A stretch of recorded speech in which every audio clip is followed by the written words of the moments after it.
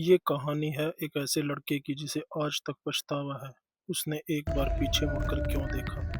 करीब 4 साल पहले की बात है। रोहित नाम का एक लड़का अपने दोस्त की शादी से रात में वापस घर लौट रहा था। गांव का इलाका था और उसका घर वहां से लगभग 2 किलोमीटर दूर था। रात के करीब 2 बजे थे। सड़क के दोनों तरफ खेत थे और बीच में सिर्फ एक पतली सी सड़क। चारों तरफ गहरा सन्नाटा था। रोहित धीरे धीरे पैदल घर की तरफ चल रहा था। करीब 10 मिनट चलने के बाद उसे ऐसा लगा जैसे कोई उससे पीछे से हाथ मार रहा है।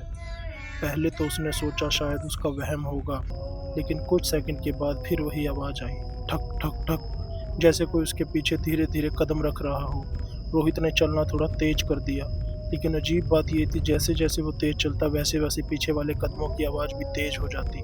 अब उसे सच में डर लगने लगा था। उसने उसी समय अपने एक दादी की बात याद आ गई। दादी हमेशा कहती थी, अगर कभी रात में चलते समय ऐसा लगे कोई पीछे चल रहा है तो पीछे मुड़कर कभी मत देखना।